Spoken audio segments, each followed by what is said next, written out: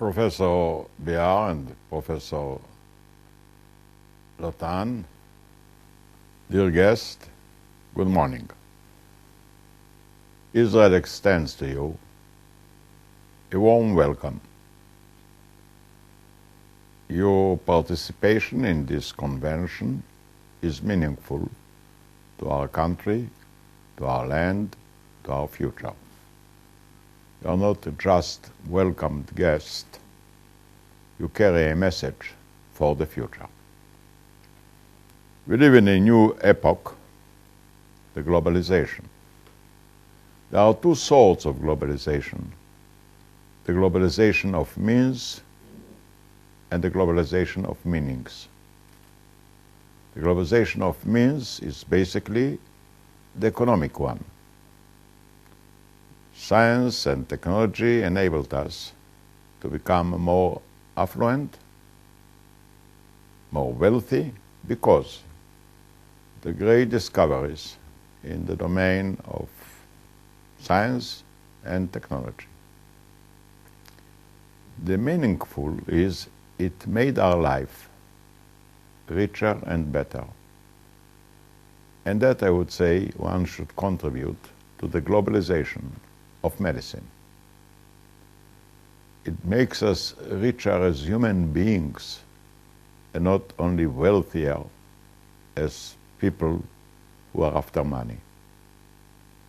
The discoveries in the domain of medicine enables us to live longer, to live better, to overcome maladies that we thought will kill us ahead of time. And it paints a future with unbelievable frontiers. We are just at the beginning. Science is in fact a fight against blindness. Our normal eyes are so limited in their sight. Glasses, microscopes, telescopes enabled us to see longer and higher and deeper, but not enough. We still don't know what is in the great heights of the space, in the deep depth of the oceans and the world, what is really happening in our hearts and in our minds. Since our country doesn't have natural resources, our land is small, our water is non-existing, we don't have oil. You know, the Middle East is divided between two sorts of countries, the oily countries and the holy countries. We are typically holy. We don't have a drop of oil. And we couldn't make a living just out of the land and the water. So we went over to see what technology and science can add or replace land and water. And the results are unbelievable. We can have from one piece of land a yield which is 25 or 30 times higher than it used to be in the past. But not only the nature of the land, but the nature of our people, being Jewish, is a little bit complicated or sophisticated, whatever you want to call it.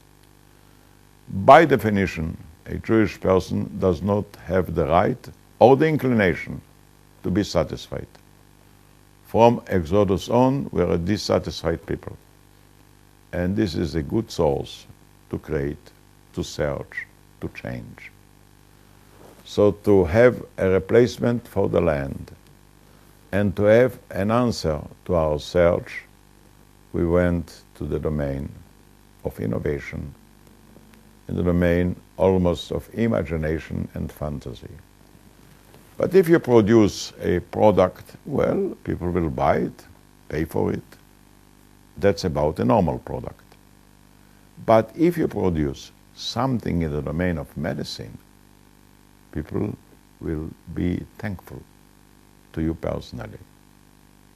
Because this is not a commodity, this is a contribution to the life of individuals, young children, old ladies, old men, sick people, enabled people. And next to the Lord, this is the greatest contribution that a person can contribute to another person. I know that you are far advanced in the cordial domain, in making our heart healthier, stronger. I don't know if romantic, but anyway, we can rely upon it more than ever before. But we know that this is just the beginning. With the stem cell, we shall be able to offer to people who suffer from their heart, not just outside instruments, but take part of their body and replace part of the body, the most important part maybe, the heart, by stem cells from your own self. The heart and the mind will be the greatest challenge for the future of humanity, for their curiosity, for their potential. In a way, Israel is lucky by having many people who are really outstanding in the domain of medicine, as doctors, as engineers, as inventors. Right now we have 900 new inventions in the pipeline. 300 of them were already improved. Each of them is a sensation in its own right, in making our life healthier, more promising, more long, more strong and happy. And one of the interesting innovations I saw is how to measure pain. When we feel pain, we don't know there are different sorts of pain. When you learn about the different sorts of pains, you learn about the different sorts of sickness, and so you can, the lesser painful one or the less sickness, to correct or to organize again ahead of time. Well, you are fighting against pain, you are struggling for happiness, and I suggest all of you be Jewish. Namely, don't be satisfied with what we have achieved. You can and you should contribute so much to the future. You are in Israel, which is a promised land, but also a land that must carry a promise. And the promise for life is probably the most humane and most important.